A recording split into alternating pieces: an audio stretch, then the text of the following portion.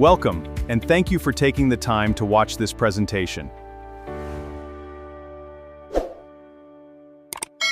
Before 2024, the global trade network operated as a highly synchronized system, one built on the use of specific geographical shortcuts to move cargo between continents with as little delay as possible. That synchronization broke when Houthi attacks in the Red Sea forced operators away from the Bab el-Mandeb Strait. Transit volumes through the Suez Canal dropped by over 50% as ships abandoned the corridor. In early 2026, a second disruption paralyzed the system. Conflict between the United States and Iran shut down the Strait of Hormuz. With the strait closed, 20% of the world's oil supply was immediately cut off. Exports of natural gas dropped by 95%, stranding the fuel supply on ships that no longer had a safe path to market. The two fastest maritime corridors in the world are now active war zones. The primary routes of global logistics have become physically impassable. The U.S.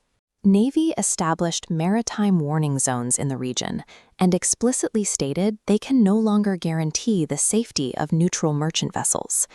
But global demand for energy and food remains constant. The industry cannot simply pause its operations while it waits for regional stability. As a result, shipping companies are forced to abandon operational efficiency in favor of a massive geographical pivot around the danger zones. The new structural baseline for global trade is a detour around the southern tip of Africa, the Cape of Good Hope. This map shows the physical scale of the change. Diverting from Asia to Europe adds 11,000 nautical miles, keeping vessels at sea an additional 14 days. Crossing that distance burns roughly $1 million in additional fuel for every single voyage.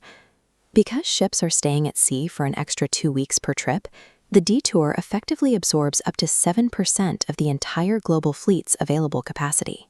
While rerouting around the tape solved the immediate safety crisis, it created a structural shortage of available ships worldwide. If the detour is absorbing so much capacity, you would expect every available ship to be in constant motion. Instead, shipping companies are intentionally canceling scheduled voyages. This is the blank sailing strategy. Rather than deploying all their ships to clear the backlog, carriers are actively withholding vessels from rotation. The strategy is driven by 3 mega alliances, Ocean, Gemini, and Premier, controlling over 80% of global east-west trade capacity. Before 2020, carriers generally withdrew about 7% of their tonnage. In 2026, withdrawal rates climbed to 14%. This artificial scarcity is a tool to prevent a collapse in freight rates. By keeping space tight, alliances maintain extreme pricing leverage over shippers.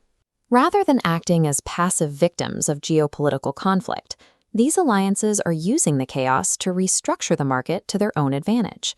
Supply chain resilience is now dictated by geopolitical positioning.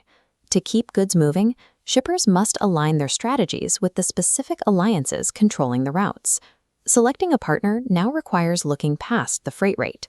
For example, the Gemini cooperation markets its schedule reliability as a premium service, maintaining much lower cancellation rates than its competitors. But there is a massive operational risk lurking behind any potential peace deal. Analysts call it the congestion big bang. If the Suez Canal suddenly reopens, ships taking the shorter route will catch up to the vessels already detoured around Africa. Both fleets will arrive at European ports simultaneously. A sudden geopolitical resolution would ironically trigger 3 weeks' worth of historical cargo volume hitting port hubs in a single 7-day window, resulting in immediate gridlock. Because of these compounded risks, the industry has settled into a dual route equilibrium, where maintaining a resilient supply chain is now more important than maximizing efficiency. Low-cost, predictable shipping has been replaced by a system where the costs of distance and physical risk are priced into every container.